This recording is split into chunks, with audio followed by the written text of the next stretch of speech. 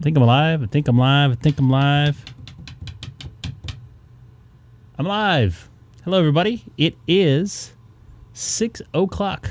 Not straight up. Just a couple minutes back. Actually past 6 p.m. here in Southern California.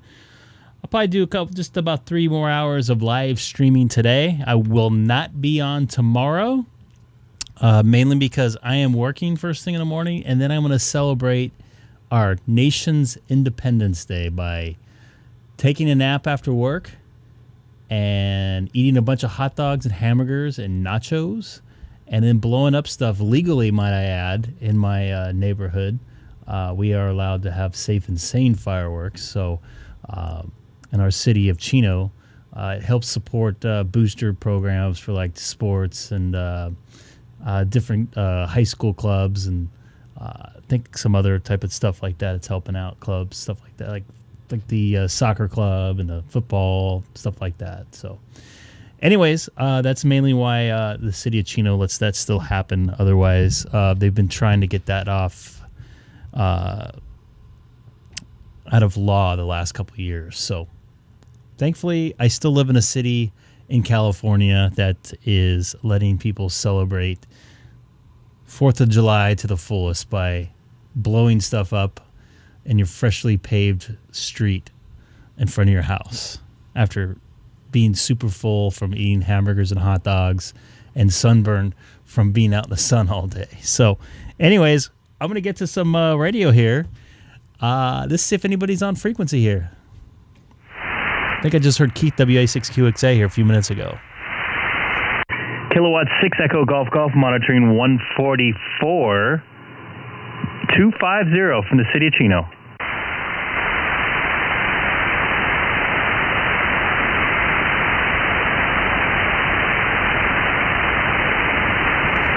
And of course, I probably missed them.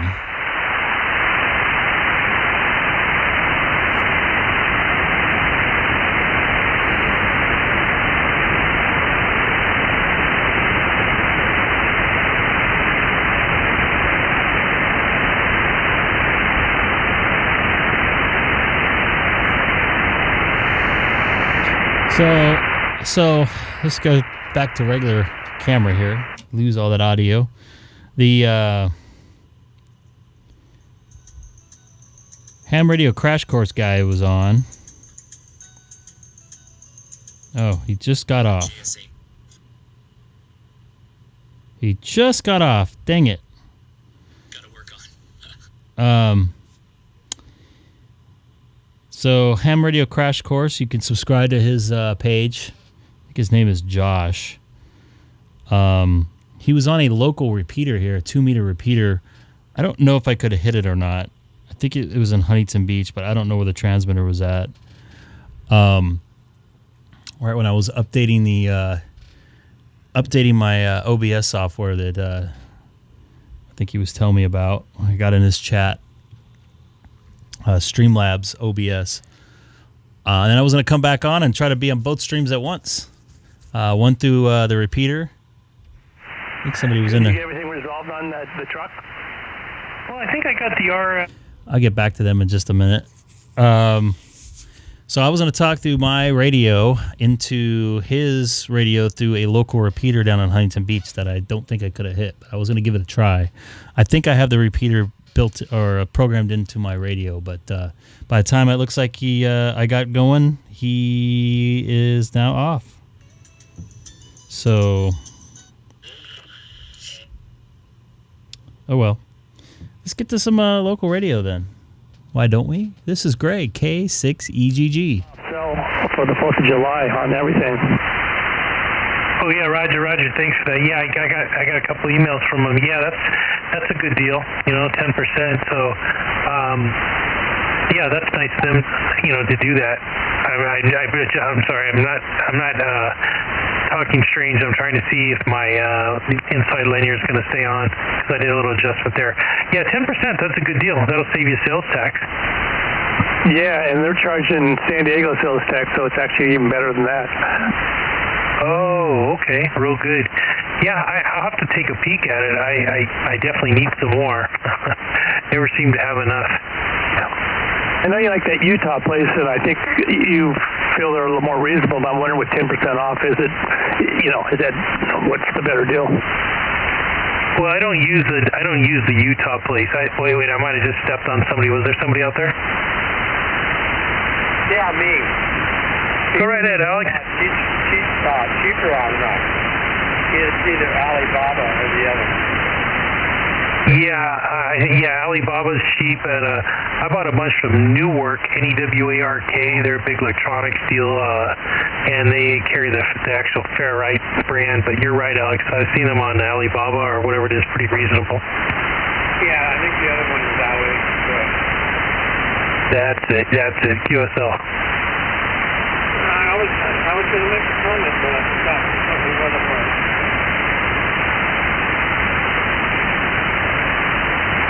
Well, go right ahead. I'm sitting here holding my 6-month-old grandson, so he's keeping me pretty occupied and has an eye on my microphone. There he comes.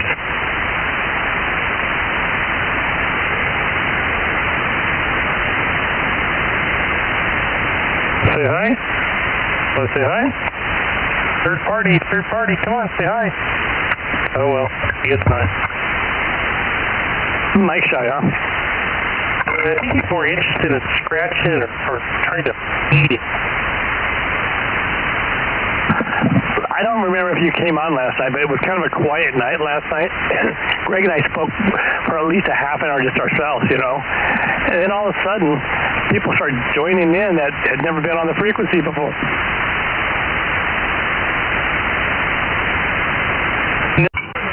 I'm sorry, he's getting pretty aggressively here, picking and poking at it, but, well, that's good. And there's some more traffic up here. It started with actually that guy Jack from San Diego. He's like just, the ocean beach area. He came on, which I've talked to him before on the call frequency, but he came on. He didn't talk on 10 or 15 watts. He was just coming in very strong. And then a couple other people came on that had never been on the frequency and said, hey, I've listened to this frequency quite a bit, but I've never talked about it yet. I said, well, at least, come in and say hi when you're hanging out, We're like, we don't bite. Roger that. I don't know if you can hear me. I'm trying to get the mic back from him, but, well, that's good. Yeah, Jack has a nice signal coming down there from Ocean Beach, I think he is, right? Roger, yeah, you're sounding strong. Not a problem on this end. Yeah, Roger. He's pulling on the boom and pulling on the mic, so that's all right. But real good. Well, you guys all sound good tonight. But yeah, I'm trying to get that truck together. The linear's been driving me crazy. Towards that end where I got the test with you, I don't know if you did some further tests. It sounded like you were getting it pretty much dialed in. What was that? Sounded like a scream, huh? Yeah, it wasn't me. Wasn't me. Someone was a signal generator. Is that what that was? Sounds like. Radio blowing up? No, the audio generator too.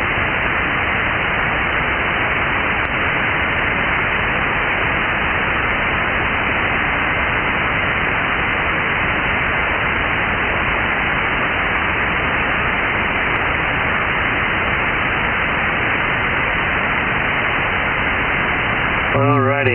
Well, I'll be sitting here listening to you guys, but this little guy's got an interest in microphones. You have to give him a play toy one. That's what I did.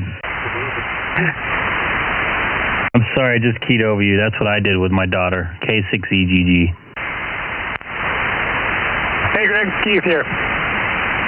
Good afternoon to all three of you. I was just telling Al last night where it was like dead. You and I probably talked 30, 45 minutes by yourself. Nobody else was out there. And then all of a sudden it just, bam, picked up. That's how people find us. They hear somebody talk and they're searching around the band. Nobody talks, nobody's going to find anybody. Then, I think what's also a problem, I mean, I don't know if you call it a problem, but when we have kind of a good roundtable going on, new people don't want to come in and at least say hi. They're like nervous to or something. Well, Troy said he wasn't a big talker. He mainly listened. I listened to a lot of different repeaters for a while before I started talking. I just didn't feel an opportunity to get in the conversation where people know each other. But I have no problem. That's why all of us kind of naturally take a break and ask if anybody else is on the frequency to maybe encourage somebody to interject their opinion or let them know that they're out there. So I think we should probably keep doing that. Maybe we can get some more people in there. Yeah, that's a good call. I know I have a tendency to fast key. So I need to be a little more careful with that. Troy, though, he was like totally pro. And he does all the HF bands and all that other stuff, so I don't know what he's acting like he's a rookie or something, or he's nervous. That's what I got the impression of last night. I mean, working DX and just Rag 2 are two different ham radio things, I think, because usually, we get on and we all know each other. If you're DXing, you're just throwing out your call and trying to get somebody to respond to you, and then you move on quickly. You don't sit there and have I wouldn't say personal conversation, but an ongoing conversation between a couple different people that we always have. So I can understand where he's coming from. Well, I hope he returns because, he was an interesting gentleman. He might be listening right now. Anybody else out there listening? Feel free to jump in and say hi. This is Greg, K6EGG, City of Chino. There's a couple of us other people out there too. Yep, come on in. The water's fine.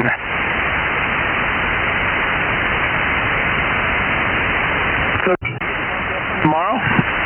I'm sorry, I hit my key by mistake when I leaned my chair forward. Say again. Up for tomorrow?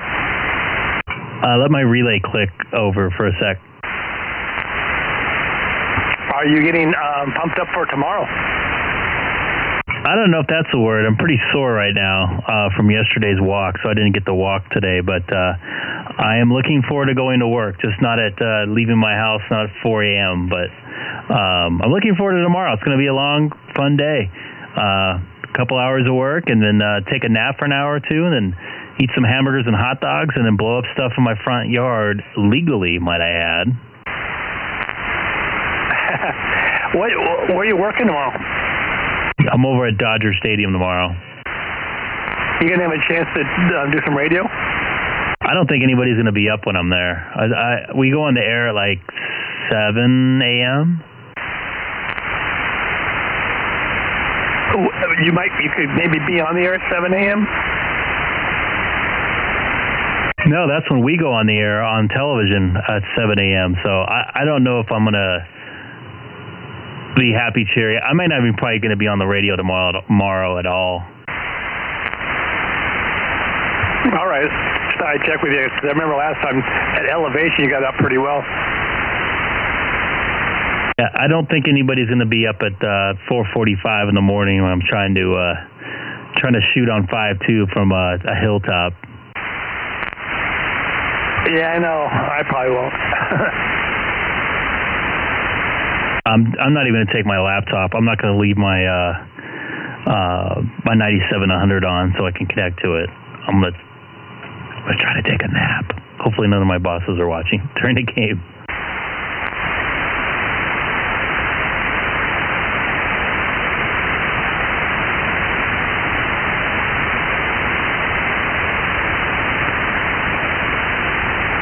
Were you hearing that guy Jack pretty well last night? I was hearing him over the noise slightly. He wasn't coming in that strong, but when he was coming in, it was readable enough that I can have a conversation with him. If he would have come in any less, I wouldn't have been able to read him. But that's good. I mean, it's clear right now. We might be making a trip down there right now and not even realize it. Somebody is not tuning us in, but we still might be transmitting down there. Yeah, he came in pretty strong my way, but I was struggling last night to hear Rudy for some reason. And I've talked to him before at his base station. He came in loud and clear, so I don't understand why he's struggling so much last night.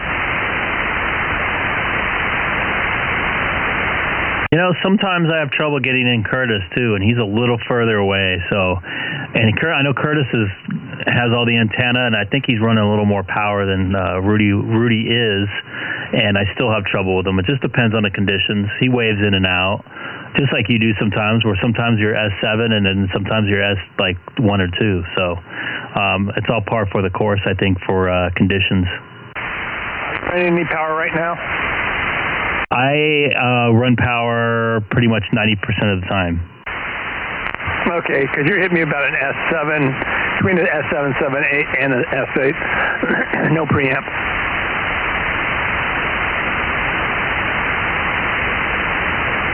Are you running juice or are you stock 100 watts? Right now.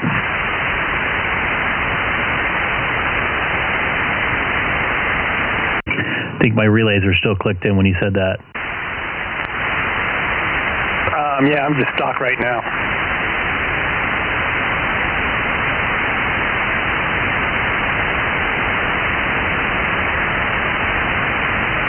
That's exactly what Ward was messing around with today. He was fixing his relays on his linear in his car because it was like hanging up too long after he would finish talking, I guess. I think he got it dialed in. That's pretty good.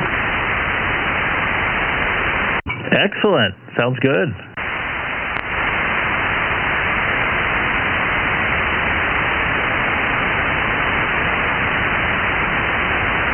So I tell Ward, like I was checking out Palomar engineers, they're running a 10% discount on everything over the 4th of July. I don't know if it's just for the next couple of days or how long it lasts, but I'm taking a look and see if there's anything I want. You know, they got the fares, the chokes, all that kind of stuff. Oh, they have chokes and everything too?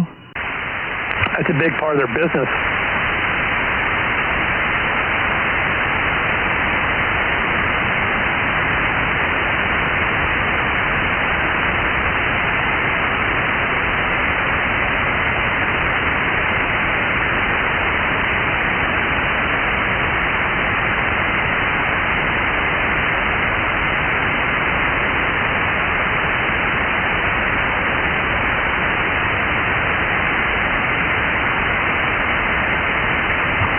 You're familiar with them, right? They're down in San Diego way.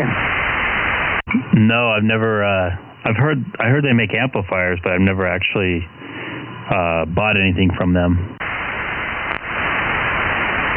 I haven't either, but yeah, they're big into the chokes and all that stuff. They sell antennas and all sorts of other types of stuff.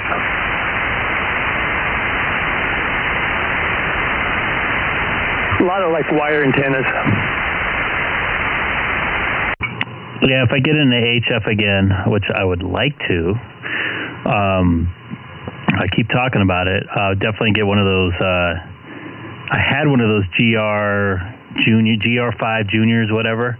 Those seem to be pretty easy and user friendly. So I might get another one of those because the gardener accidentally threw my mess of antenna cable away. Thought it was trash, so I didn't notice for a couple months. But I think he did by mistake. But I definitely want to get another wired antenna. So that when he threw it away, that included the antenna? It was the antenna. I had it disconnected from the coax. I had it up, and then I took it down, and then I just kind of threw it in the corner, and it got in the bushes, and I think it wasn't his fault. I should have coiled it up nice and put it in my garage, which I didn't. Denny has that antenna, but I don't think he has the junior. I think he has the full-size one. That one's long. Hey, I hit every continent but what's it called? Antarctica on 10 meter. So, I mean, I'm sure, and I've heard people on 20 meter and stuff. So, it's a pretty good antenna. I'm looking at it possibly an off-center fed one. I kind of am intrigued by those.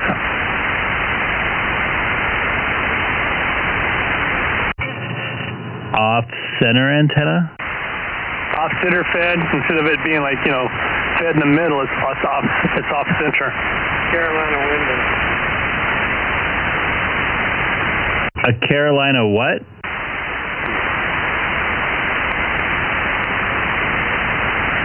WINDON. I'll have to check that out. I have my computer on the other side of my office, so. Why I kind of like it is, from my research, instead of it having two legs, how can I say this? Two legs that are equal distance apart. You got one that's further and then one that's a lot less. So you're only dealing with one long one. Then you got a kind of a fairly much shorter one, which in my situation that might work pretty well. You gonna get an automatic tuner? Yeah, they say that a lot of the bands will work, but yeah, to make them all work that they can't, that are in there. Yeah, it's best just to have a tuner. I'll probably get one of those LDG ones. They're pretty inexpensive. My TS2000 had one built into it. I don't think the 7300 has one built into it, as far as I understand. Yeah, my 991 Alpha does too, but I think I'm going to need something a little bit more to be able to use it throughout all the bands that's available. Contact free. Go. Yeah, hey Greg, 73 has a built-in tuner it'll do up to 3.1, or up to 3. Oh, nice.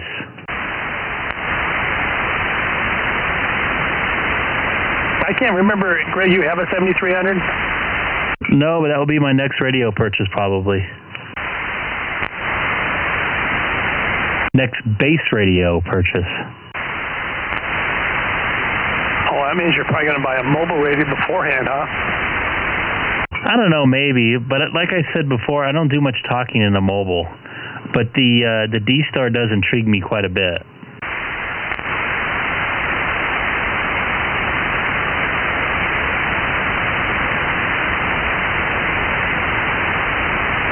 You could always do the 705 with your linear.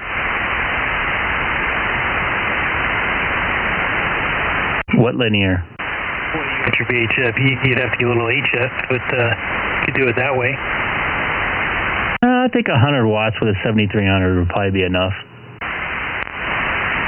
It's fair. It'll work. I mean, I did 100 watts, and I had a long cable run too, and I didn't have that GR5 Junior or whatever up very high, and I still made the contacts, and I heard a ton of stations. I think I broke into a conversation, I think on 20 meters, even though I wasn't supposed to get a radio check, but I never ended up getting my call letters. Oh, you can definitely talk all over the world with 100 watts, good conditions. That is absolutely a fact. So you'll have a good time once you get that radio. You'll have the matching set. Yep, nice sidecar to my 9700.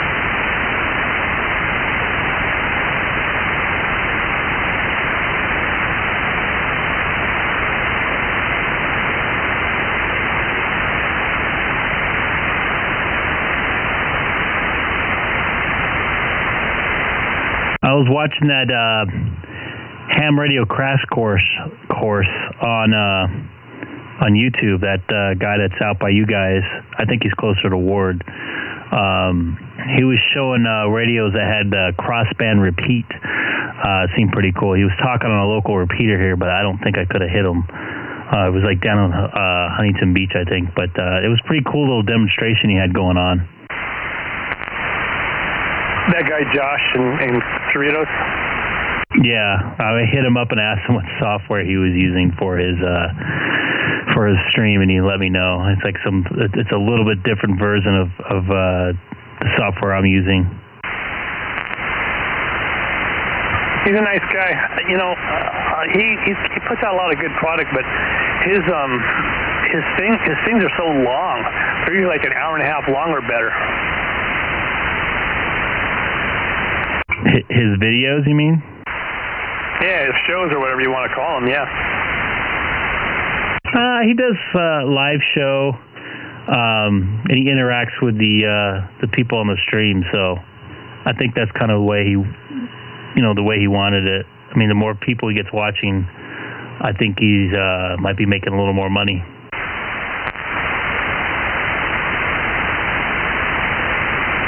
Yeah, and it's, he's getting other people involved, right? But like to get to hear a subject matter, you got to typically could be a 10 or 15 minute subject matter, but you got to like watch an hour and a half to get to it.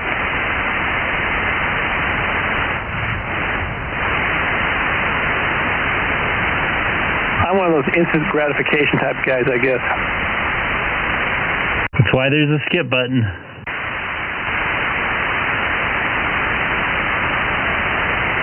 Or skip thing or whatever. Fast forward? Yeah, I know what you mean, but if I just want to like chill and not watch TV, which I was doing downstairs, it's kind of nice to break up the monotony a little bit. I find that that's my main TV, is watching like YouTube streams of ham radio stuff. I watch a lot of aviation type stuff. There's a couple good guys out there. Not so much ham radio, mainly just to watch to see how you do stuff. And a lot of airplane crash stuff. I find it very intriguing. I've been watching stuff on the Antarctica. I forget the name of the base, the U.S. base that they share with like 4 people or 4 different countries. It's very interesting living conditions down there in the summertime. So I find that very intriguing as well. But I have been watching less of the TV. The only thing I was watching some news, and then I was watching a Dodger game earlier.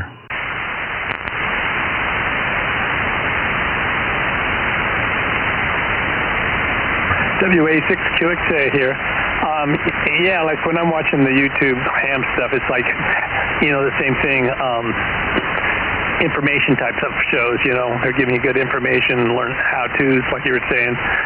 And I have an Apple TV, so I'm able to, or whatever that thing's called, that little device where I can pump in my iPad into the TV, so it works out pretty well. And that's the majority of my TV watch these days. Yeah, I'm almost about ready to get rid of my cable. If I didn't work in the business, I probably would have dumped it by now, because the only thing I do watch now is it's like Storage Wars, those flipper flop shows, which aren't that big of a deal, and a little bit of sports, but I see enough sports at work, so why spend the extra $70 a month on something you're not really going to watch? If it wasn't for my wife, I'd do the same thing. I just dumped I had like the maximum of the premium package, which wasn't being used at all. So I dropped it down a notch. It's saving me basically $40 a month. $480 a year you have in your pocket for nothing. I mean, it sounds better than it really is. It's a 1-year promotion, where then they just jack you back up, and then you got to talk to them again to like see if he'll give you another promotion. It's so disturbing because if I was a brand new customer, man, I could get service for probably they call it triple play, where you get the phone, TV, and the internet for about $100 maybe or something. But my last bill was $218, and I said, "This is nonsense. You guys got to do something for me." So I've been a charter member for those guys. As soon as they knocked on the door in Long Beach years and years ago, I've been with them ever since. But they don't really. I don't know. They don't try to keep the old timers around as very well compared to the new ones. They don't care. It doesn't matter how long you've been with them. They don't care. I've been flipping back and forth between services. I mean, I flipped back and forth between internet services the last 3 years. I rather do that too, but I just hate people coming in, putting new equipment in, drilling holes in your walls, all that stuff. And that's one of the reasons why I've been dealing with what I got. And I got to say one thing about Frontier is like they do have really good internet, because it's Fios in my house. There's not any other company that I know of that has Fios here in Long Beach. Other than Google Gigabyte or Gigabit or whatever, it's the fastest internet in that you can get in the world at your house. I mean, it's faster than most office buildings can get. And it's pretty bulletproof. I rarely have an outage, when it comes to internet service. And internet service has gotten more important than TV service, you know what I mean? Maybe even phone service. Well, the reason why it's more reliant, not reliant, but reliable, is there's less factors involved. There isn't repeaters. It's basically, the guy told me at my house I have the fiber converter sitting in my garage. It goes to a place that's 2 miles away that has a bunch of backup redundancies in case something fails. And then it goes to like a main hub or whatever they would call it. I think they called it central office, where it connects to the main internet. So there's basically one component between me and the main internet on my internet, my house, where it'd be cable. You'd be going through a couple different sets of repeaters. Then you'd be going to their central location. Then their central location would connect to another hub that will connect to the internet. So it's definitely in running, fiber is very inexpensive now compared to analog modulation, which a lot of cable companies use, just because of the way that their system's set up. They kind of built it over time. They basically, with fiber, you threw everything out the window, and you can have one transmitter on one side and one receiver on the other side, and then you're done. Companies like Spectrum, they're just too deep into the old stuff to be able to switch over. Yeah, they would have to run fiber in every house. It's big money. So they just adapted to old technology, which, there's too many limits to it right now. Yeah, before I had Fios, I had back in the day Charter, which is Spectrum now. Man, it was so spotty of service. The TV was ghosty and everything else. The internet was going out all the time. It was it was not good. I had Frontier at my condo for the Frontier Fios, that is, at my condo for 6 years. The first 6 years of high-speed internet I had, never went out once. Moved over here to this house 10 years ago. We lost the internet once, and it was because someone hit a fiber box. I switched over to cable a year and a half ago, and I think it went out a half a dozen times. The TV, on the other hand, it's actually been fairly solid. I think it went out once since I had it about 2 months ago. But the Frontier service, as far as the internet itself, is very solid.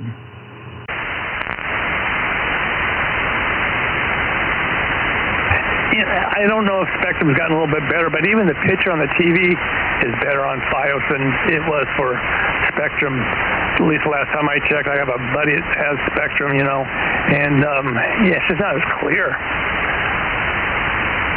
Well, they have more bandwidth, so they don't have to compress it as much. That's a huge advantage of fiber. I think the guy said with a new system that they just installed in my area, I can get, I think, 3 gigabyte service split up in 3 different spectrums, as well as telephone and TV. Okay, so what does that mean? I don't know what you mean. So if I had a business that I needed its own separate internet, I can get another gig of service just for that service. Oh, I hear what you're saying. Okay, gotcha. And I can do it 3 times, so that's huge. That's a lot of bandwidth.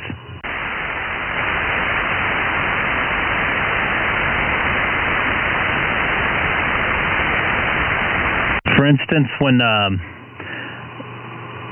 my company I work for, they have what they call a PLN between. They use what they call VAN. It's a video. I don't know the acronym exactly for it, but something network. And I think it's only 500 megabytes, and it sends, HD video along with telephone, internet, HD video return, all kinds of stuff, all through this, through one Cat5 that gets converted into fiber. So I could do the same thing. I can hook up to that network at my house and basically do a live TV broadcast from my house, which I'm technically doing right now, but with more bandwidth.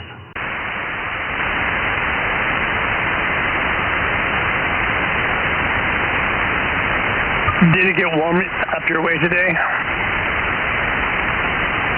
Yeah, it was about 98 degrees, and it's pretty humid.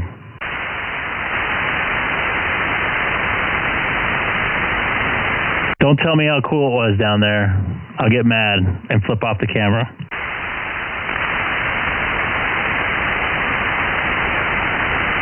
Looking for my sweatshirt.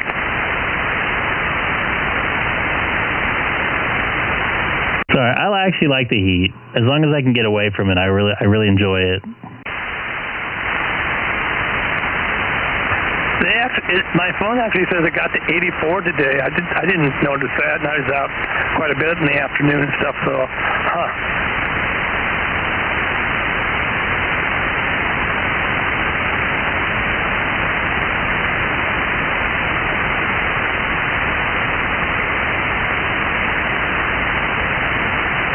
I don't know about you, but it gets hottest around, I'd say, 4 or 5 o'clock in the afternoon these days, which seems like it's changed from years ago where it was like the hottest, like when the sun was almost right above you, like 1 o'clock or 2 o'clock.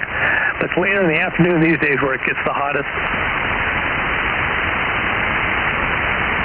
The intensity builds up over the time from when the sun's completely over till it's setting. Yeah, so I think normally the high temperature in the day is right around 3:45, between 3:45 and 4:45 p.m. usually. I mean, if that's what I'm finding, that's basically what I just said, between 4 and 5 roughly. Yeah, that's where it gets hot.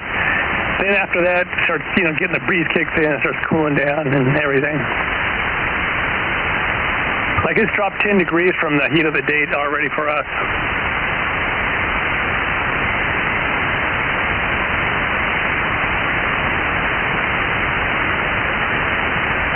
It's dropped about 11 degrees here. It was, the high temperature was about 95. And there is some rainstorms not that far away. Probably the closest one is off the 15 freeway towards Santiago Peak. Oh, really? By the way, my sister-in-law was talking about getting her ham license. She's kind of more of a prepper type. She's pretty interested in it. My wife's going to let her borrow her technician book out this week.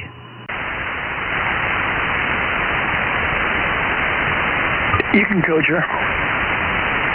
I don't even know any of the answers now, but she's really good at book work, so she'll probably pass without a problem. But they live out by John USS. She was the one that I was talking about putting a remote base up at. John USS, what's that? John K6USS? Wait a minute, KG6USS. John. Up in, gotcha, Phelan area.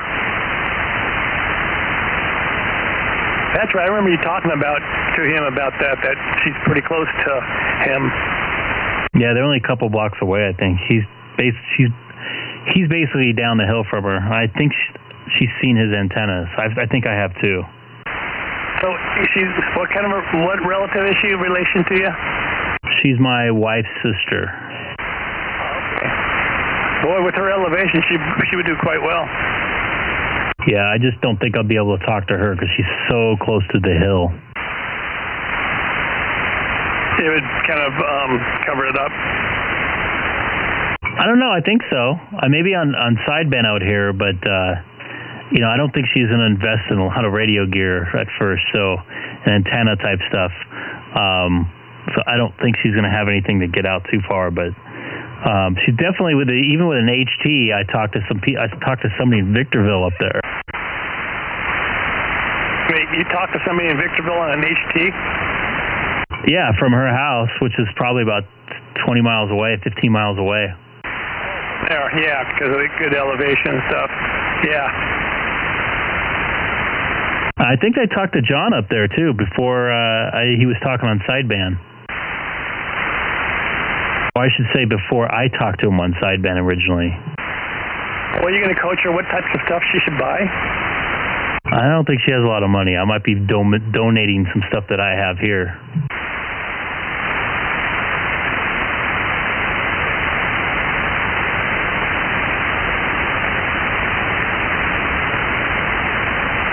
Well, she needs to at least maybe pick your brain since you know what's going on, so she's just not going out there blindly buying stuff. Nah, she won't. She'll talk to me. I'll get her set up on some stuff. I'll just get her like the Chinese stuff will probably be good enough for what she's gonna do.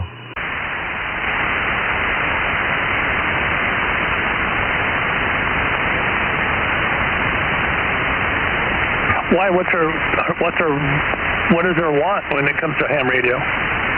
Mainly for prepping. Like, I don't think she's gonna do much rag too.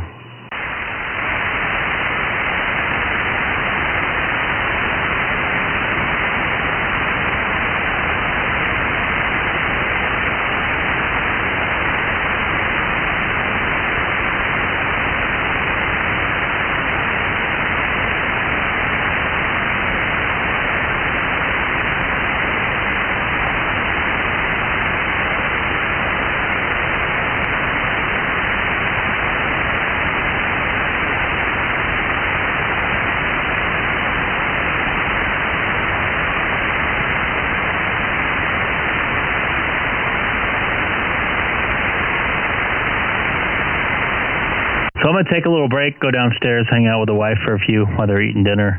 I already ate a couple hours ago because I wanted to go to sleep early. I'm hopefully going to be in bed in 3 hours, but I'll be back in about 45 minutes. I'm sure you're probably going to get some dinner here in the near future, so I'll let you take care of that too. So this is Greg, K6EGG. Going to take a quick standby. All right, no, I already ate myself too, but sounds good. WA6QXA. I'll take a standby also. This is Greg, K6EGG. Thank you for watching, the two of you. Appreciate it. I'm going to take a quick standby. The live stream will continue going, so if anybody pops in here, got a little bit of a headache. I'm a little sore, so I need to get up and move around a little tiny bit. So I'll be back probably about a half hour, 45 minutes. Gonna hang out downstairs, maybe finish up watching the Dodger game that was started about 2 hours ago or so. So anyways, here's some more radio for you on the K6EGG YouTube page.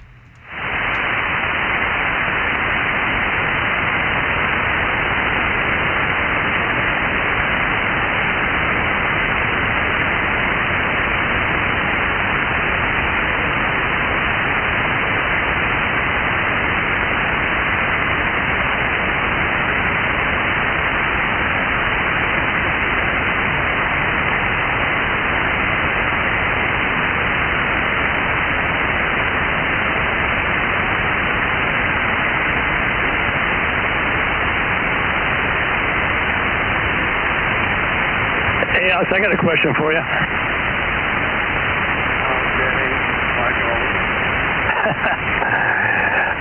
Yeah, I've been like doing some research on, soil and all that kind of stuff. And I was reading information where they're saying like the desert soil sucks.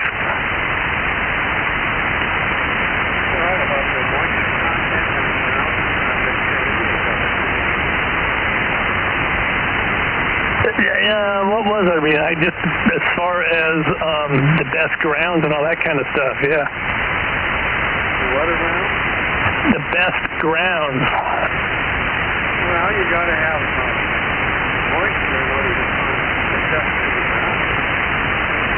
moist down in there. You know, some people prefer the copper tubing and copper sulfate so they can plug and take a water hose to it and condensation.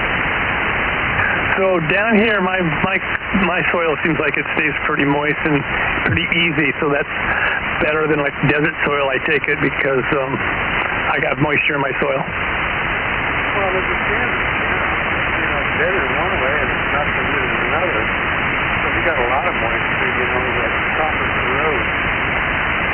Okay, and they also was saying like salt helps big time. And copper oxide is not productive silver oxide. But as you start getting that green stuff on it, you lose conductivity. I was reading a story where there was these people, they were in the military and they were at some mission or whatever, and they had to like set up a station, and they were in this place where it was like, there's no salt to be or salt water or whatever to be, so they they peed around the area and everything, and so some hierarchy commander comes over and asks them, did you put salt water in there? So I go, oh yeah, he puts his finger in the soil and tastes it, and they said he just walked away without saying anything.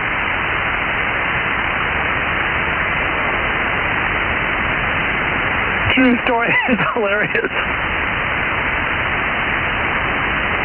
He looked at them funny and just walked away.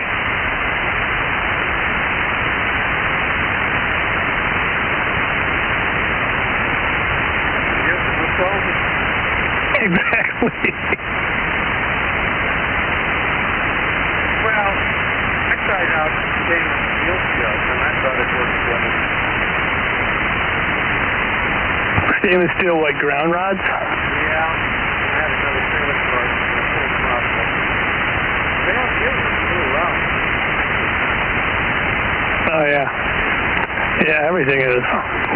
Lumber, copper.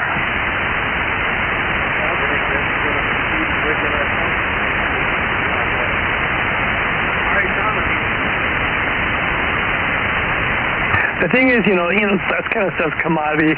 It's dropped quite a bit, even though it's still high, but they're not dropping the prices accordingly to the end user.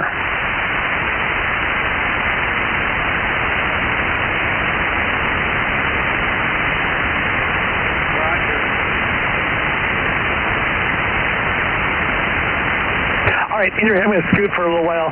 Be back in a little while. WA6QXA, we're clear.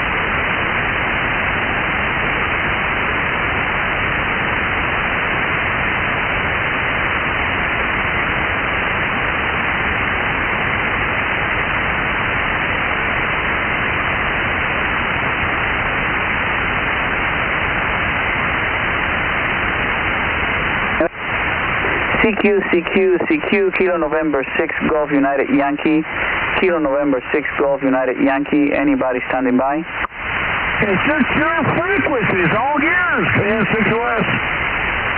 Hey Fred, how are you? I thought you might be out there. I'm here with my relative, and I'm showing him the radio, and I was calling to see, hoping I can get somebody to come back. Man, where are you located at right now? Oh, I'm here in Riverside. I'm not too far from you. Okay, well, here my call is Kilo November 6 Oscar Sierra, Delta Mike 03XU, 3 miles west of the Knott's Berry Farm Stagecoach. Outside temperature here right now is 76 degrees. Thank you so much, Fred. I'm here in Riverside. I don't know what the temperature is right now, but it's a beautiful afternoon, and you're coming in nice and clear. 5-9, it's a signal report here for you.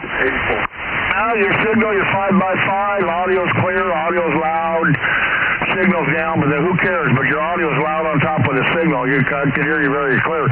You know, it's answered back to your call there right away.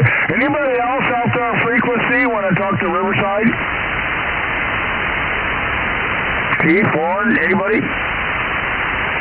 They were here a few minutes ago. They've been in and out here all day long. Okay, Fred, thank you so much for coming back. I'm going to go ahead and go do a few other things. I'm going to say goodbye to him. He's actually leaving. I was just showing him the radio and stuff. You have a good afternoon. We'll probably talk later.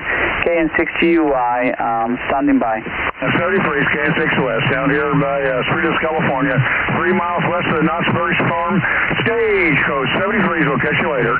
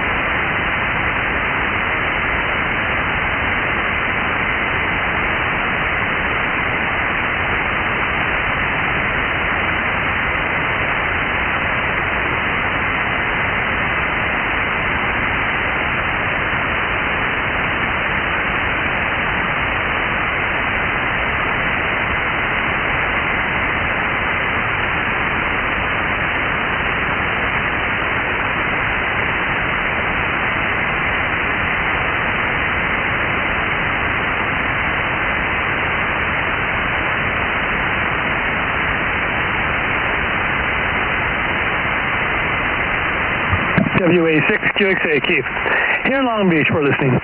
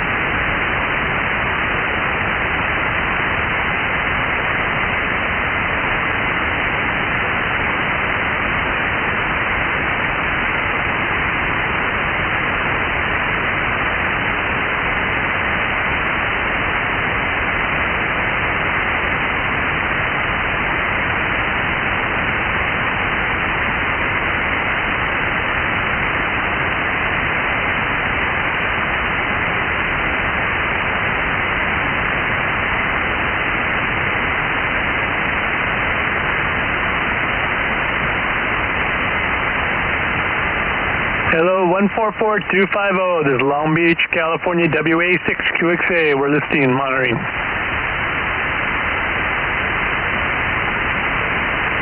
Well, I'm glad you're listening. K6 West. It's pretty quiet out here, isn't it? Yeah, it's quiet. I talked to somebody a little while ago, but they were making a test, but they're gone.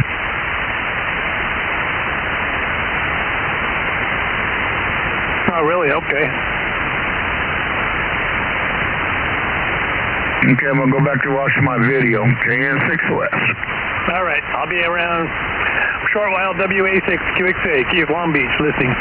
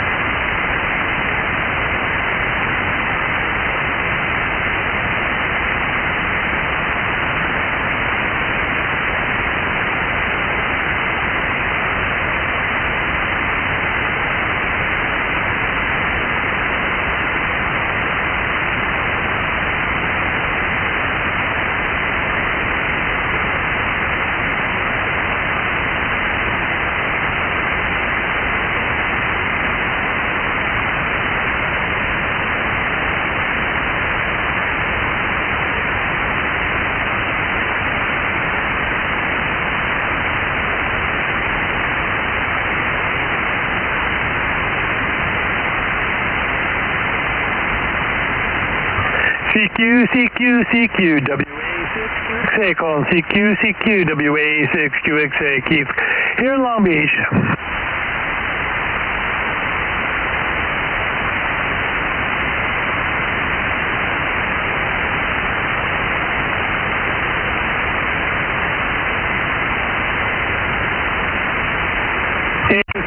CQ, WA6QXA, Keith, here in Long Beach, calling CQ and listening.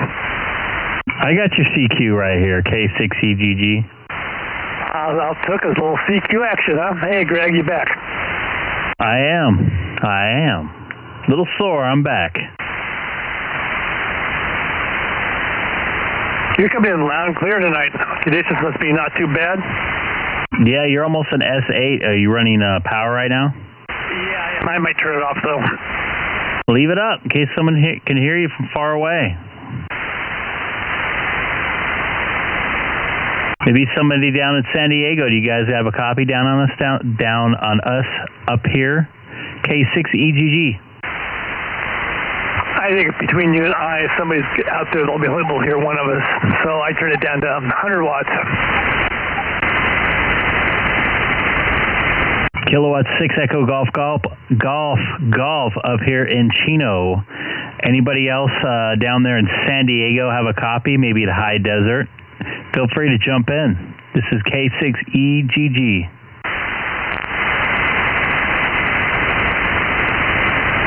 Along with WA6QXA, Keith, here in Long Beach.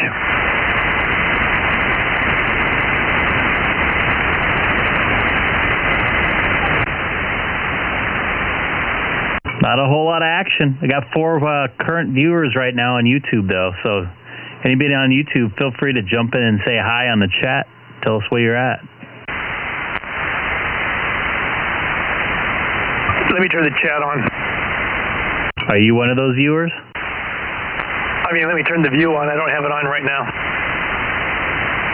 I wonder who those 4 people are. Feel free, jump in. And if you're local to LA, the LA area, feel free to jump on the air. That's kind of why I have it on, so you can hear yourself and you can join in.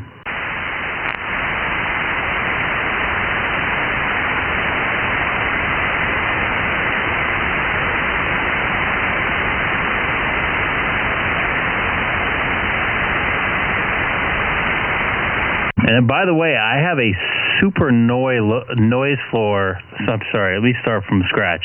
I have a super low noise floor here, lower than it was last night. So maybe those distant stations can come in a little better tonight. Yeah, mine's pretty quiet tonight also. I like it. We got Fred sandbagging. Fred is sandbagging on YouTube right now. I spoke to him about 5 minutes ago. He's watching a video. And he's watching us.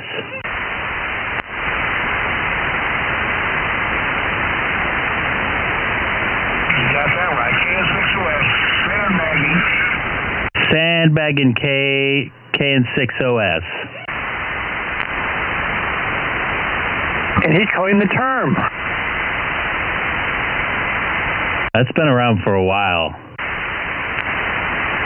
For in ham operations? Oh yeah, long time. I didn't know that.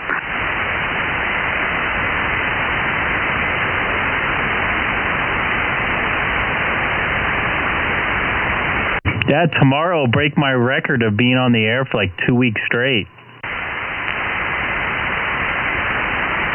That's pretty awesome. I don't track mine.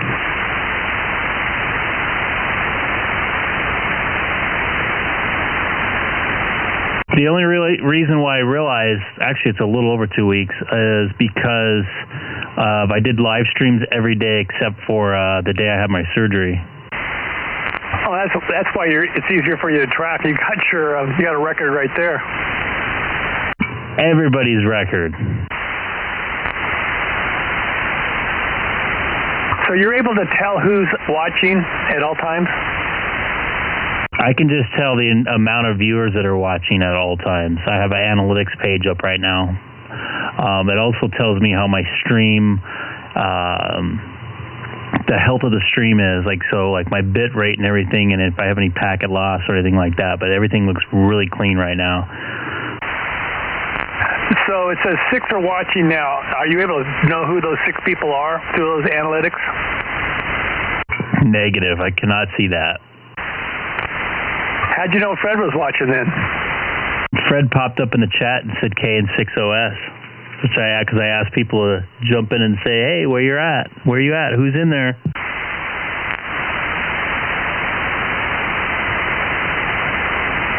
Sean in here sandbagging? Sean from Lakewood, he's up in the mountains. He doesn't have a sideband radio right now. You could still have phone service.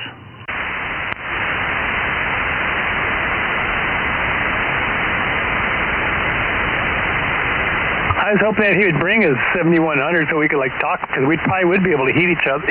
He was going to be at 8,100 feet in Fraser Park Mountain or something like that. Oh, absolutely, be able to hit him.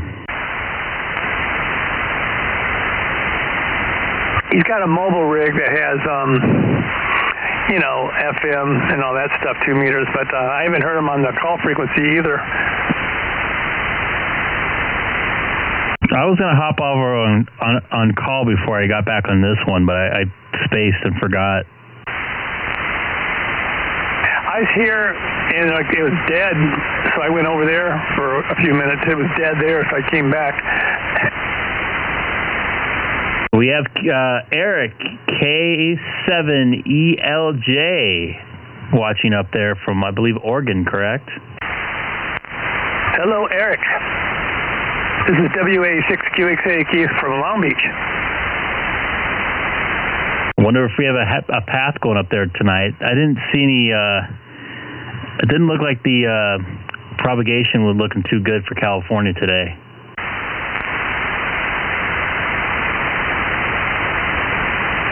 This is what happened yesterday. You and I talked for probably 30, 45 minutes, just you and I. It was dead. And then all of a sudden, pop.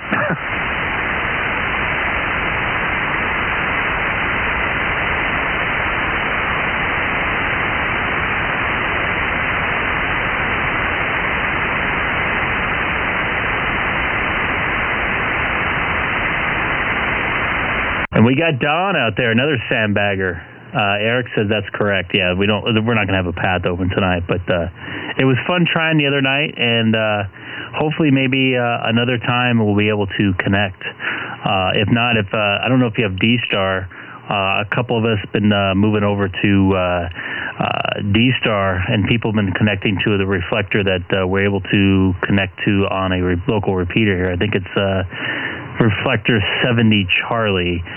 We connected with somebody in New Zealand last weekend. Actually, it was last Saturday. And I talked to Denny, KN6KNE. Where was he? He was in Boston.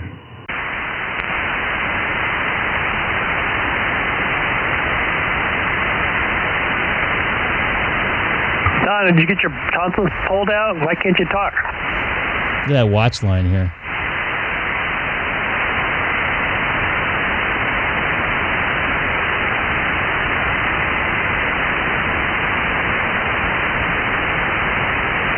So, I don't know if you're watching the chat there, Keith, but Eric says he hasn't been able to hear us. He's been trying to on and off since I went live. So, yeah, conditions don't seem to be too good for that today. But maybe in the San Diego realm, or maybe even Central California. No, I don't think I've had anybody hear me on a vertical that far away. My farthest contact on 2 meter, and it was on 2 meter call frequency, 146.520, and it was in Stockton on FM. That's a haul. Wow. When was that? Probably like 5-6 years ago.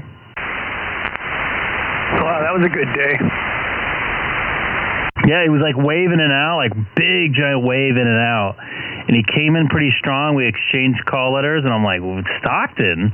And he was kind of like, what? And he's like, yeah, I'm hearing a lot of people from Southern California. And he was hearing people I couldn't hear, which was even more strange. He has an open spot.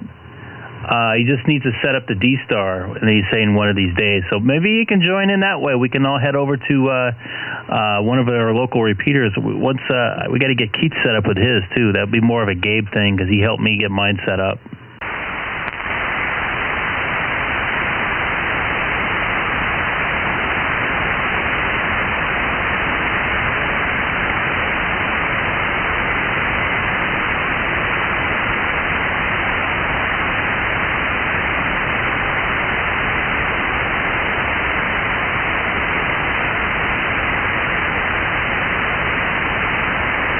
Anybody else out there in frequency? I'll give up my call letters again. This is Kilowatt 6 Echo Golf Golf. Kilowatt 6 Echo Golf Golf. When I usually use the kilowatt instead of kilo, that means I'm running power. Not a kilowatt of power, but about a third of that. So anybody out there, give me a call back. K6EGG.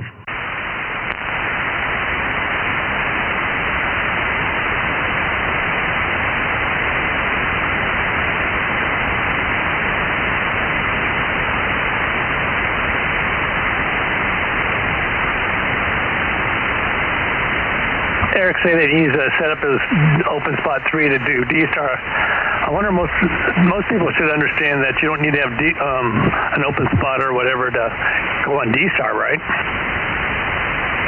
Well, he may not have a local way to get into a repeater that has a reflector that he can change, so that might be his only option. Roger that.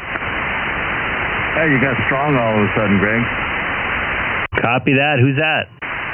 On W6BUO, the band is kind of like crazy tonight. It's kind of in and out. I remember 6 meters when it was this way. The DX would roll in. Yeah, you're waving in and out too. You were like an S3 at first, and you just waved out. And yeah, I want to try the open spot because I heard that's the easiest to set up. At least that's what I saw on YouTube. Yeah, it probably is easier set up. It is $400, Greg. I mean, you could probably try that $100 job, and I set mine up. If I could do it, I think you could do it. I couldn't get that stupid Rig Pi thing to work right for me. I got it to connect, but I couldn't get the audio to pass. So if anybody wants to buy a Rig Pi, let me know. I'll give you a really good deal on it.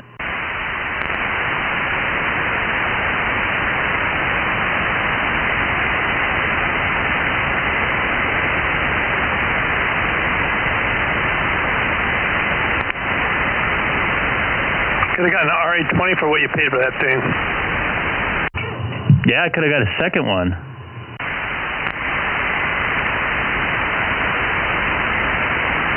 Yeah, so Eric says he doesn't have any local D-Star repeaters. He has a lot of Fusion C4FM.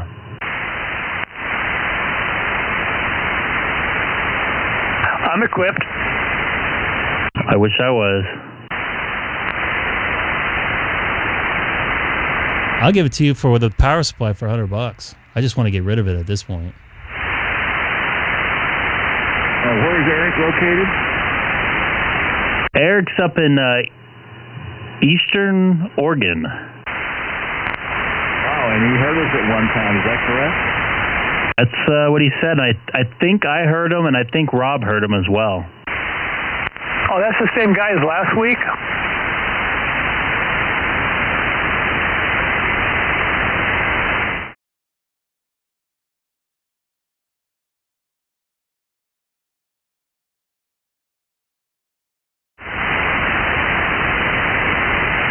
For those of you watching on the stream, I don't have my other computer here to chat with, so I have hotkeys set in for my OBS software, so whenever I type in certain letters, it changes the screen, so it's hard for me to do the live chat.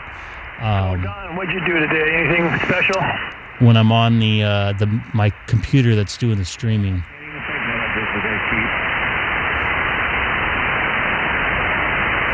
So I'm going to give a studio tour of ham shack tour of my TV studio / ham shack. I'll give you an idea what I'm dealing with as far as how I'm doing the stream and different scenes I have set up where I can go like this and go to the radio only. Go back to this. It's all different screens set up, and I have it on hotkeys, so I don't have to hit the what's it called screen on my my pad here. That's probably a good touchpad. hour walk, right? And I also can keep my hands free, so I can use my other computer. I usually have my laptop in front of me that I can chat with as well. Okay, almost an hour and a half. Gotcha. So that's why that disappeared there for a second, and I remembered why I have my second computer, or sorry, my laptop or my iPad or whatever, so I can at least chat with you guys. So I'll chat with you guys this way tonight. For the one up there. Fred's wife. She's in the Solar Optimist Club, which is women, and the Optimist Club is men and women, but they're not affiliated legally, but they're close together. Are you a member of it? Yeah, the Optimist Club. I was president in 88 and 89. I've been in there since about 85. Thank you. Are you still active? It's a lot more technical stuff to get this stream going. I have a separate, the same microphone feeds my my radio, as you saw, and I usually bring down the fader that has this microphone that I'm talking to you on that's not talking to the radio, and I have the radio feed coming in on another fader of my mixer. It's an analog mixer, and the way you hear me through the stream.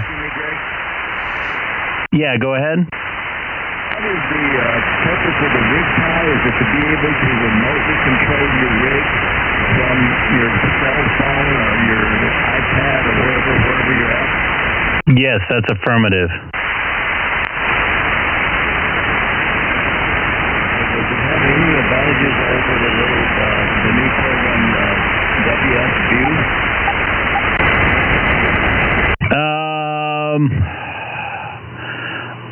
It's definitely some remote programming into it. I just don't know which one. I got it to work as far as controlling the radio remotely. I couldn't get the audio to pass because it uses Mumble as the program. I didn't understand how that worked. And there's no YouTube videos to make everything clear as day, right? There is, and I didn't understand it. I couldn't get it to work. I see a lot of people using it with their cell phones and their iPads and stuff like that, but I couldn't get it to function that way. Well, you're not alone. There are two people in one of the clubs here. Two or three people have it, and one guy claims he got it working one time, but he can't get it working again. So it seems to me it's kind of a weird program. I'm a little surprised MFJ wouldn't come out with some better explanations. Yeah, and I would call myself fairly consumer or computer savvy. And technical wise, I could not get it to work the way it should work. And most of it was the Mumble program. I don't understand the concept of it. I mean, I do. It's voice over IP, but it didn't. For some reason, I just couldn't get it to pass audio.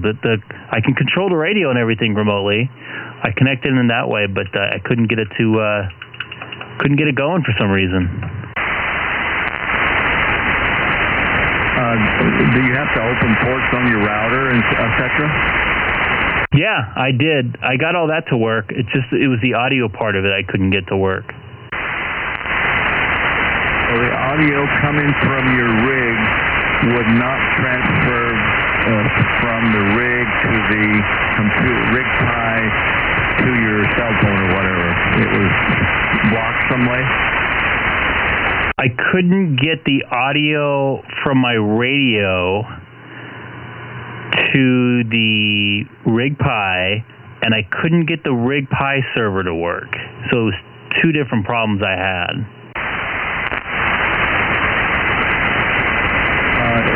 Has MF Jay been any help to anyone? Because I know a lot of people are having problems. I tried to call and return it, and it was after the window, and the person on the phone that I talked to said I wasn't the only one trying to return it. That's all he can say. Oh boy, yeah, that's not good. That's not good. It's probably, I forget the guy that was involved in the production of that. I think I saw a YouTube video one time. Some ham was heavily involved in that. Maybe he invented it or came up with it, but yeah. I don't know, Greg. I don't know if I'm up to that. It's getting pretty old here. Yeah, like I said, I'm pretty savvy. I mean, I got, the stream going. I got all this audio passing between the two. I got the stock. I wouldn't say the stock, but the Icom software that's Mac-based. That's PC-based only to work on my Mac. I got it past audio. I got it to control my radio. It was a pain in the butt, but I got it to work. I got that WF software to work. Fairly simple, but I cannot figure out this RigPi. I don't understand the concept of it. I know it's two different programs. There's a controlling program and then a program to pass the audio, and I just don't know how they work in conjunction with each other, and I don't know how to get the mumble to work. Well, you're not alone. Several people have that problem. You would think somebody on YouTube would come up with some magic formula to get it going. Anyway, Greg, I'm sorry to hear about that. Yeah, so anybody else watching the stream, if you are interested in a RigPi 2, I think it is, it's a boat anchor sitting on my desk. I could not get it to work, but I'll give it to you for a really low price, about a third of what I paid for it. So you could email me or just send something in the chat there, and we can chat. Have you considered throwing on eBay? Yeah, I haven't had much luck with eBay. That's why I'm putting off selling my TS2000 on it. I've only sold twice, and I've had to. I got the both things returned, saying that they thought it was in a different condition, and it wasn't my fault. I explained that in my description. So, I mean, I don't know. I might rather just sell it person to person. I sold very few times on there. I had one time that I had the return. The guy was complaining about the same type of thing, which I made very clear, gave pictures and everything. I don't know what they want. But I've bought things off eBay a lot more, obviously. Same here. I've had very good luck buying stuff. I had one time I ordered something overseas, and it had a bunch of rocks in it. I think it was some cables or something, and it just had rocks in it. You didn't get the product? You got rocks instead? Yeah. I think it was a power supply or something. That's as low as you can go, I tell you. From Hong Kong. I've learned for my purchases, man, I use PayPal, and they'll back you. Actually, you know what? PayPal didn't back me when they got my credit card from Facebook, because I had that in there just for that reason. And they said, no, it's a reoccurring payment, so we can't back it. I'm like, I haven't used it in like 9 years. It's not reoccurring. I told you my account got hacked, so I have to put in another thing to try to get my $25 back. They jacked. If you remember, I bought that. I bought an antenna. It was supposed to be a 24-foot. It was supposed to be that Diamond 700 antenna, and I was getting it through a Chinese source. Never showed up, and I paid through PayPal, and I had to put a complaint in, whatever. And I had to wait 10 days, but after the 10 days, they granted me my money back, and so it worked out.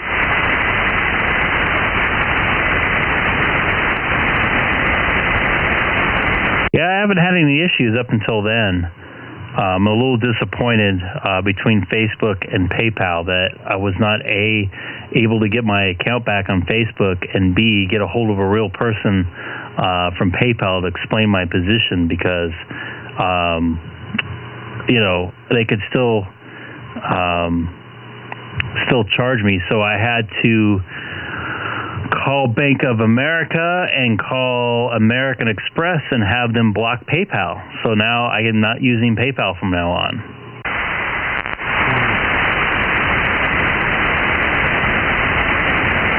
Go ahead. Oh, bummer. That's a huge company, and they've potentially lost a customer over that little fee or charge, instead of taking care of it. That's weird.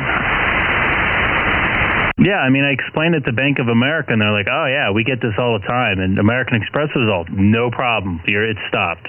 Because they saw the charges. It's like, why all of a sudden I'm having all these $25 exact charges on something I never used before? So, yeah, was there somebody else in there?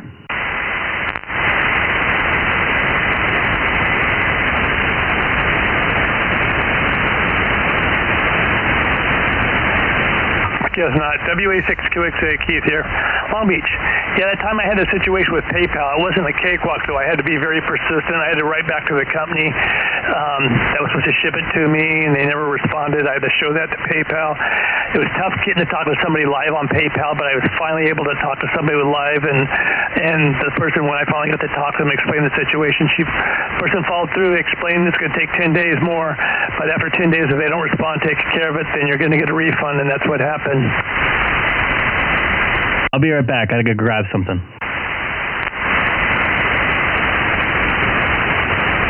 I'll hold down the fort. This is WA6QXA, Keith. And Don, you still there? Yeah, I'm here. It's kind of weird.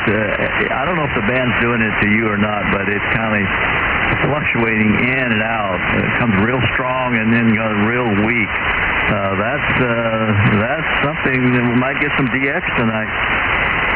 I haven't noticed it tonight, but that happened exactly last night.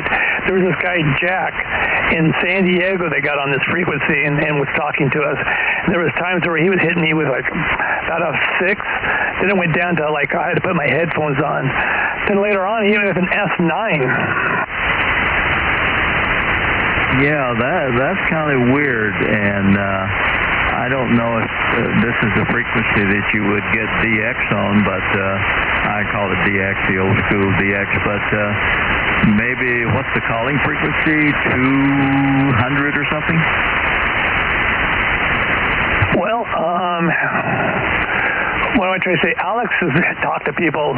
He's talked to he claims he's talked to Hawaii, and I think he said Washington and places all over the way, Texas maybe, on 2 meters sideband. So it's possible when it's propagation's just right, I guess.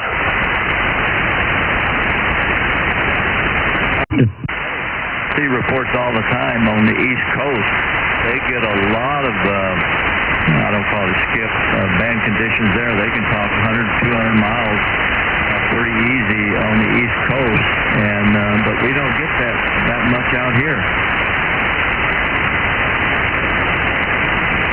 Did you say somebody said this was a calling frequency? Situation. I think it fluctuates back and forth. Did you say someone said this is a calling frequency? What is the 2 meter, the sideband calling frequency? Is it 144.200? Yeah, it's affirmative, as far as I know. Right. I never hear anyone there or see anyone there, so I don't know. Oh, yeah, I've talked to people on there before. It's pretty dead most of the time, though. I remember one time Fred and I were on it because we were trying, I think it was one of those contesting days, but it was dead. We started drag shoeing for about like 10 minutes, and this guy asked us to get off because he wanted to use the frequency to do his contesting.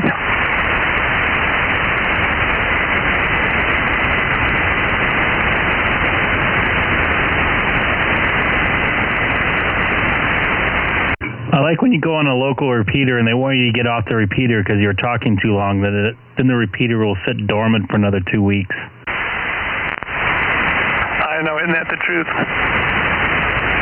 one morning I was talking to Fred on 5-2 on my morning walk, and some guy came on and just gave Fred and myself hell for being on the calling frequency. And it turns out he wanted to call his buddies up in Mission Viejo or somewhere, and he couldn't get in, so he was really giving Fred hell. What'd Fred say? I can't repeat it, what he said. How funny. Yeah.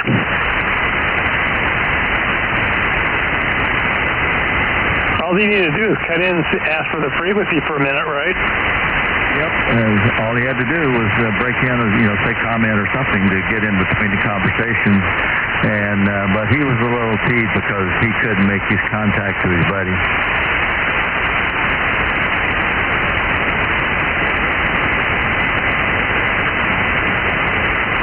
Yeah, the call frequency up there too is like dead a lot. But once in a while you get somebody's like, hey, this is a call frequency, you need to get off of it, treating it like it's a repeater.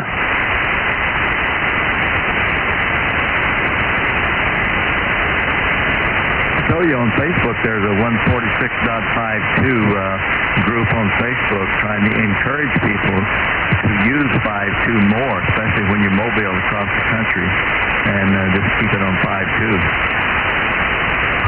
So you're going to create a 144.250 Facebook? No, why don't you start one?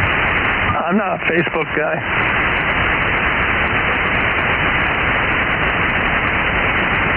I have an account and everything, but I probably haven't been on for, I don't know, a month, a few weeks anyway. Facebook and go to the group section, and touch the little question mark thing you can search. Just put in the name of your rig, and you'll come up with about 3 or 4 different groups. And you can show how many members are in each group. Like for your 7100, there might be 4 groups, and one group has 250 members, and one group only has 25. You choose the group, and you get posts every day of people asking questions, answering questions, and making comments regarding your rig. Yeah, I actually am a member of 3 or 4. I'm a member of the 7100, the 818, and 991 Alpha. I don't think I've done anything on the 9700 yet, but I don't frequent it all that often. Sometimes you can read some good information. Other times it's just like, doesn't help. Yeah, you almost have to check them daily. I log on to Facebook a couple times a day and read my groups, and get a lot of good information. And they have if you scroll to the right, they have a section called the Files section, and you can get files and frequencies and whatever. So it could be helpful, Keith.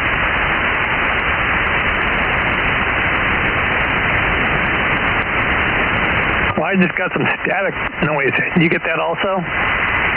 I was talking. Clean here in Chino. Just all of a sudden, huh?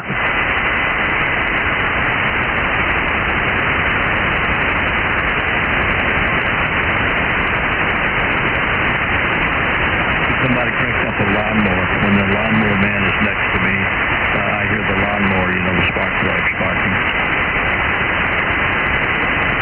Well, it's almost pitch dark to be mowing a lawn. It's California, Keith. You never know. He has his own headlights. Hey, I got a quick one for you. I remember I got off of work and I decided I wanted to eat some barbecue hamburgers about 2 o'clock in the morning, and lo and behold, 2 days later, I get a letter in my mail from my association saying that I'm not allowed to cook in my backyard past 8 p.m. I can believe it. I went ahead and had more barbecue like pretty much every day that week than after 10 p.m. just to make a point. Somebody must have been awake and smelled the hamburger or the barbecue and sent you a letter. I used to get probably letters there once every 2 months. I hated that place. This is in your old place or where you live now? No, my old condo. I don't live in an association now. just for that reason.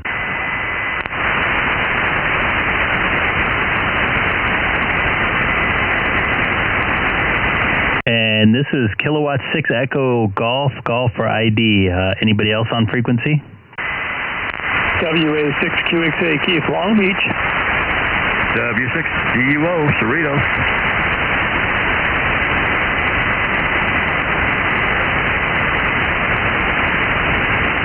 And a half dozen sandbaggers. You're technically one of those. I am? Yeah, you're a viewer. So you're sandbagging on YouTube. I think Don is too still, right? On YouTube. And I'm really trying to get the subscribers up. I'm up to 149. I would love to hit 150 tonight. I would think it would be kind of cool. I mean, I got your Facebook page on. I'm sorry, not Facebook, but YouTube on. But I don't have the volume up. I'm just kind of watching it, so I'm listening live. Yeah, I got the volume turned down on the YouTube because it confuses me. Yeah, I get confused when I'm talking because usually the way I have my headphones set up is I'm always listening to the radio. So I'm sitting there trying to chat to the YouTube people watching because there's people that can't, that if I have the radio off, I'm still listening to it, but it's not on the YouTube stream. So if you guys are talking, I'm like, blah, blah, blah, I got static in my ear all loud. It get a little nauseous after a while.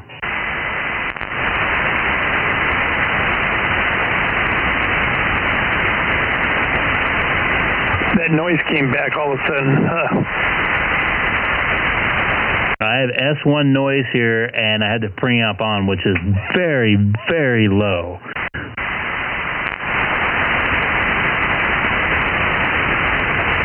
Anybody new to the stream, don't forget to hit that subscribe button.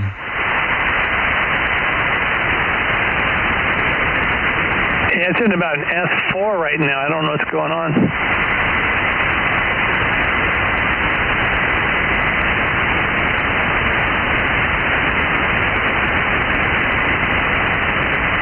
Going to be a lot of fireworks tonight over in your area, Keith. Probably. I've heard a couple kabooms. How about yourself? Yeah, I just heard one. That's what reminded me. I know 2 years ago, July the 4th, it was like war zone. It went all night. I don't think it's going to be quite as bad tonight and tomorrow night. Now, is that legal? The legal fireworks anyway in Cerritos, where you live? No, they don't sell them here, but they do have a city-sponsored fireworks thing tomorrow night. Yeah, Long Beach, they're illegal also, but right across the way where we were yesterday, Lakewood, they're illegal and they sell them. In fact, there was a booth right across from where we were eating that was selling them. That's safe and sane, all right? Supposedly.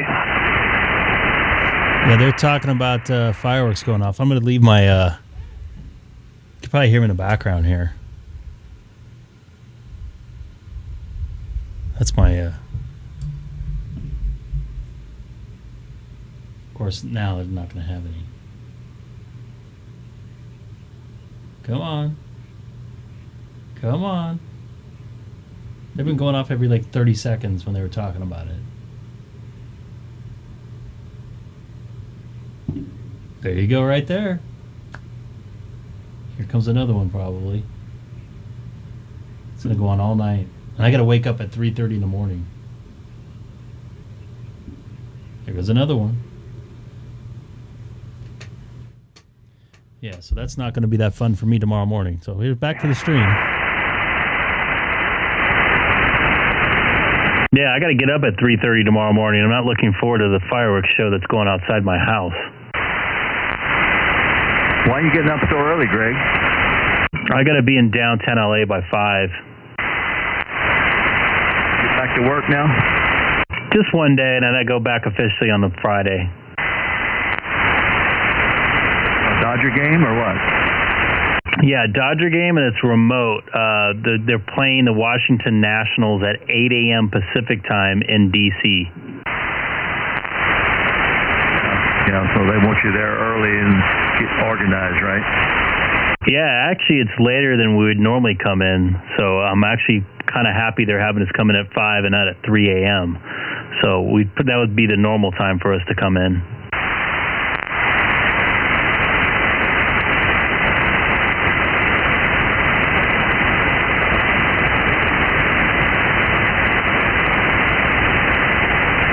So you'll be mobile from about 4 till 5, something like that? Something like that, 4:15 to about 5, yeah. Well, are you going to be up? Before. I don't walk on Sunday, so I'll try to tune you in. What frequency are you going to be on? I'll listen to 5 too, but I don't know if I'm going to be awake. I might call when I get on top of at the Dodger Stadium parking lot there. But usually that time of morning on a Sunday, it's kind of quiet. But if you're going to listen, don't go out of your way because I might forget. Okay, I usually get on the computer anyway. Anyway, I'll listen for you just in case. No big deal. I forgot, you're an early riser. A couple weeks ago now. And, man, he came in loud and clear. He came in about an S9. I forgot Don's a very early riser. Early to bed, early to rise will make you healthy and wise. What money was that? Forget. Healthy, wealthy, and wise. There you go. Don, were you in the military? Were you in the military? He's asking if you were in the military. U.S. Navy, 4 years. Same with my dad. He still gets up early, very early. Do you wake up with an alarm clock, or your automatic alarm clock inside? Oh, I don't even know what an alarm clock is. No, I wake up bright-eyed at a little before 4 o'clock. What's normal bedtime for you? I try to get into bed by 9. All right. You know, when I was younger, I was a big morning person. I ran cross country, and I had 0 period before regular school started. And I was up 3:45, 4 a.m. and then going to bed at 10 a.m. or 10 p.m. every night, pretty much in high school. So I know what you mean. I actually used to enjoy waking up early, and now I don't because I work nights 90% of the time. But there's something about being up early in the morning, just the freshness of it, the fresh start. Your head, it just seems like you're ahead of everything all day. Yeah, I agree. It's a good time, and it's quiet, peaceful, cool. It's got a lot going for it. You should try it sometime, Keith.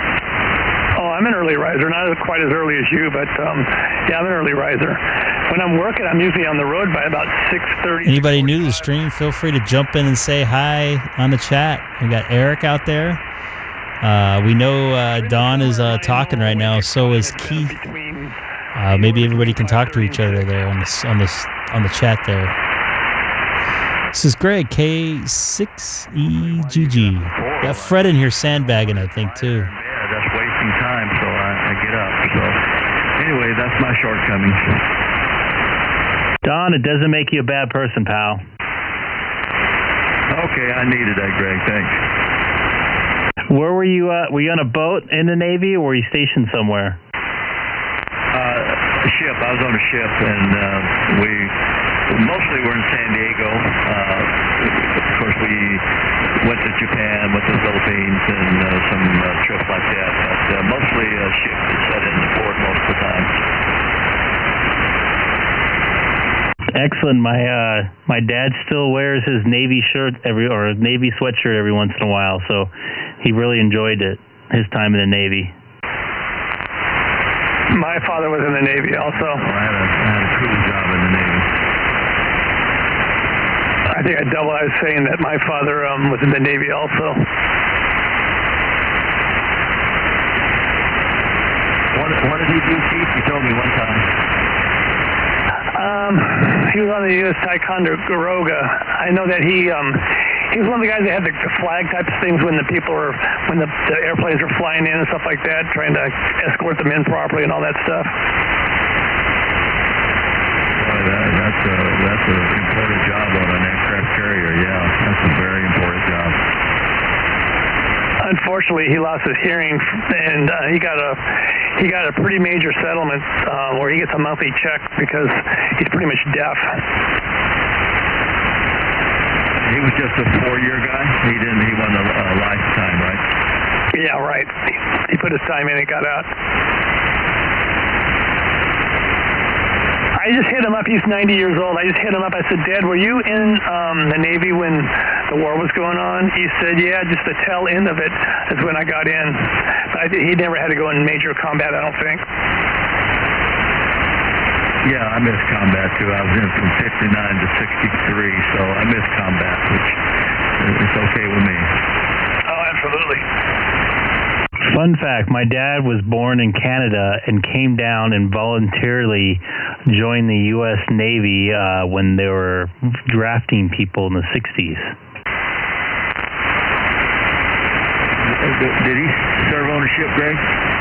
Yes, he did. It was in Europe, between Europe and the U.S. I don't know the name of the ship. I think he was based in like Virginia or Rhode Island or something like that.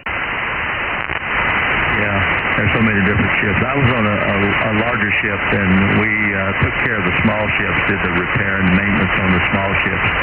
So that's why we would sit in port most of the time, which made it pretty good duty.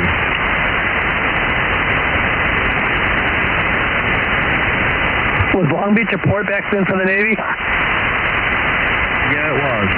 I was stationed in Long Beach for about a year on this ship. Beach Naval Station, you heard of that?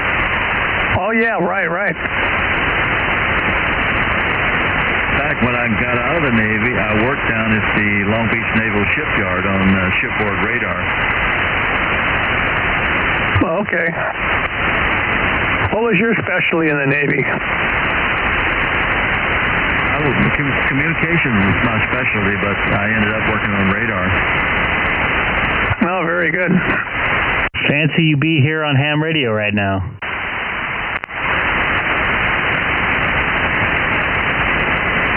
Yeah, I got my license while I was in the Navy in 1962, I think.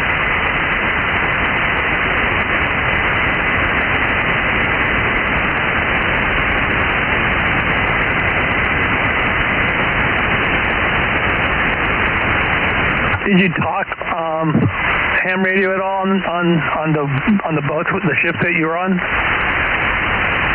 No, I never talked on the ship. We didn't. They didn't allow hams to talk on the Navy equipment.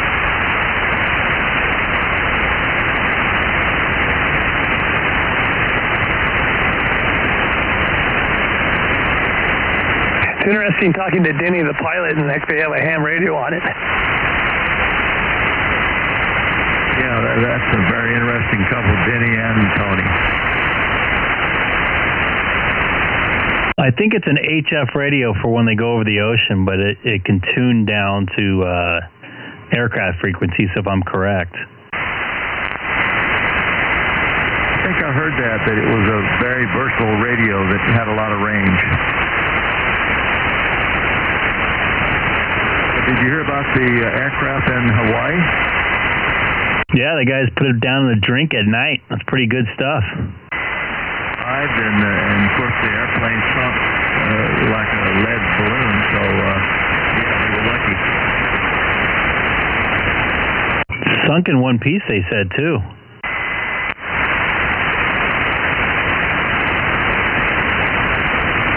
Putting it down in the water in the ocean is one thing, and then putting down in the water in the ocean at night is a whole nother world.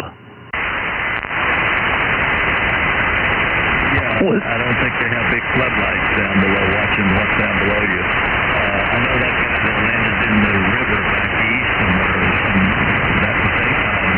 He was a hero for that.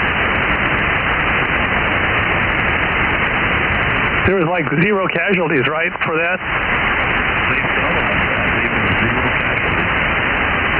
Nobody even went to the hospital. That's amazing. So the thing that happened in Hawaii, that happened at nighttime? Yeah, I think like 2 or 3 in the morning. Hopefully they didn't have a bunch of ham gear on there.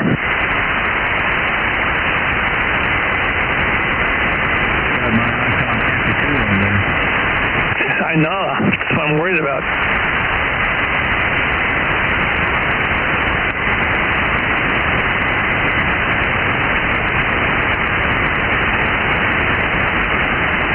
I'm going to sign off, guys. Nice talking to you. We'll talk to you later. K6EGG 73. Thanks for staying up with us there, Don. Have a good night, and I might talk to you tomorrow morning, bright and early. Okay. All right, 73, Don. We'll talk to you later.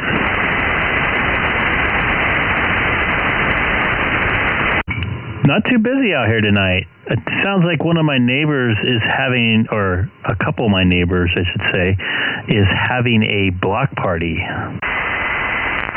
And you weren't invited? No, it's the next street over. I don't know most of my neighbors. In fact, I don't know any of my neighbors, really. I've talked to them. That's about it.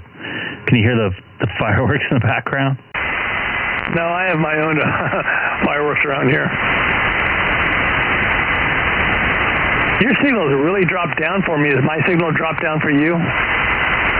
It has, and I got to turn off the preamp now that Don's gone. I had to use that to bring him in. Yeah, there's some weird noise going on now.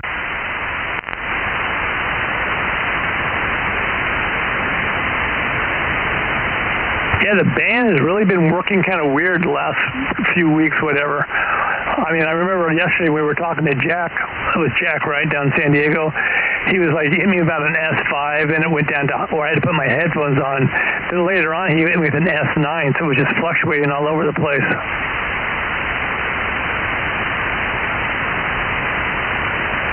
I don't hear any interference, but I definitely hear some weird,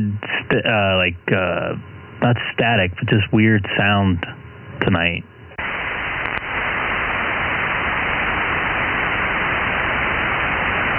WA6QXA Long Beach for identification purposes. It's been about 10 minutes. K6EGG, City of Chino.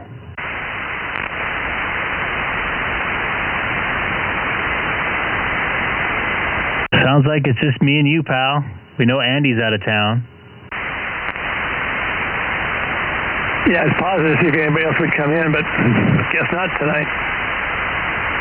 Yeah, that's probably why I'm not going to go on tomorrow, and I'm not going to do the stream tomorrow, because it's probably not going to be that many people on, and it'd be nice to kind of hang out with people. Tomorrow's Sunday. I kind of wonder if we'll even bother with the Bozo net. I don't know. That's when I'll be getting ready to launch off fireworks. Tomorrow is my favorite holiday of the year. Telling you got to live stream it. Live stream your front party fireworks show. No, I'm good. I don't want to do anything with that. I'm not even gonna have my phone with me probably.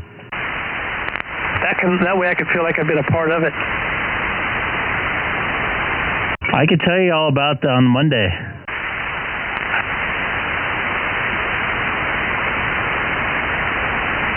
Last year, and we might do it this year again. I'll go up to my son's house up in Signal Hill. It's a great view from where he's at on his balcony, getting to see the fireworks. You got to put up a remote base up there, pal. I wonder if I could get away with it. Sure you could. And Eric's saying good night, watching from Eastern Oregon there. So, Eric, have a good night. Thanks for stopping by again. Tell your friends about us. See you later, Eric. WA6QXA Keith, Long Beach. They're dropping like flies. I only got another few more minutes in me. I got to get in the shower and hopefully get about 4 hours of sleep tonight.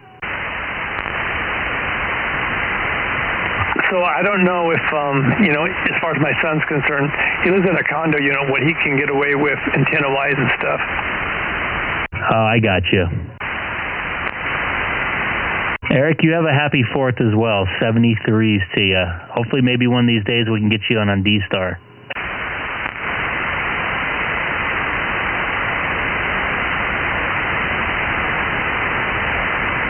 Sorry, Keith, that wasn't towards you, obviously. So, I kind of am curious with my son's place because they allow up on top of the roof of the condo unit. It's only a 7-unit building, but they, have dishes and stuff like that they allow on top of the roof. So why wouldn't they allow a small ham antenna? Yeah, just put on a little tripod and make it so you can't see it. But, that elevation up there, you could just put like a V71 up there or a V71 at his house and just, you can crossband in on 5.2, whatever. Yeah, man, a small antenna would work probably way better than my antenna. I still don't think I've talked to you up there yet. I haven't gone up there for probably a good month or so. I was going up there for a little while, pretty frequently on the weekends. I ought to visit one of these days.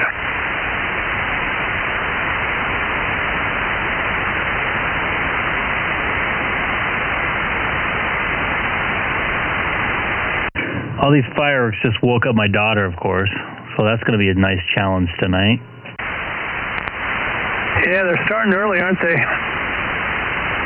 It's not nearly as bad as it was last year. I mean, last year was like unprecedented amount of fireworks that I was hearing. Yeah, the peak of the pandemic, people were probably going nuts, right? They had a lot of money and nowhere to spend it. And they just want to cut loose, you know what I mean? That's what they're doing now.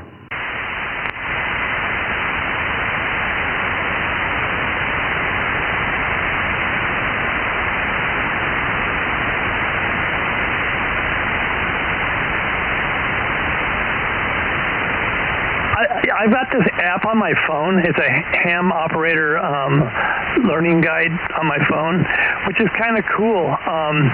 Like if you got like 5 or 10 minutes to kill, you can go on that thing, and I got another course, but this thing is a secondary thing, and I was reading it last night for about 20, 30 minutes. I wasn't doing too bad on.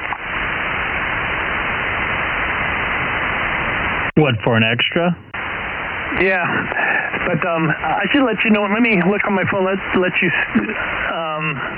know what it is, because it'd be good for you. Like if you got 5 or 10 minutes to kill on your phone, you're like looking for something to do. It's something to do, which is actually proactive.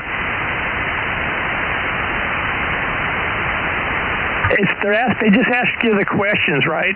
And you try to pick the right answer, and they'll tell you if it's wrong. And they'll give you there's a button you can press giving you an explanation, and they'll explain what the answer is. And oftentimes they'll give you a hint, kind of like a little memory bank type of a thing to help you remember that particular answer. It's good to know. Text me that app. It's called Ham Study. Oh, I think I have that on the website. I can't remember. It might have cost a couple of dollars. It was really cheap. Yeah, it's pretty good. As a supplemental thing, I got another thing, but this one here, as a supplemental, is pretty good, especially when you've got like 5 or 10 minutes to kill. Just waiting in line, something, whatever. Use your phone to kill time.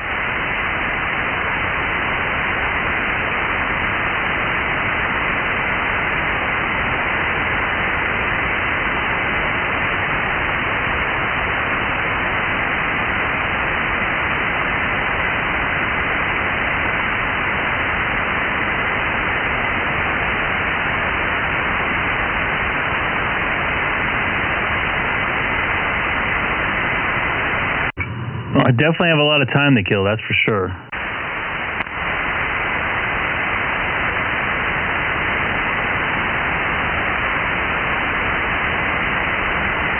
I think I'm going to call it a night. I got to get up. My day will start in a couple hours here, so. Oh, there you go. I just got your text there. I have to check that out. So, Keith, I appreciate it. And I will talk to you probably on Monday. You take care and have a beautiful 4th of July, celebrating our nation's independence tomorrow. Okay, it's also my oldest sister's birthday tomorrow, 4th of July. Yeah, don't work too hard tomorrow. Good luck with tomorrow as your first day back, and we will talk to you soon. You take care. 73 WA6QXA. Keith, we'll be on the side listening. See ya. K6EGG. I'm going to be clear. And hello, everybody watching on the stream. As you heard, tomorrow I will probably not be on. I want to spend some time with my family, most importantly, and celebrate this beautiful country's independence, which is, I don't know how long you've been listening, my favorite holiday of the year. So anyways, everybody take care and have a good evening, and I'll talk to you guys on Monday. See ya. Peace out.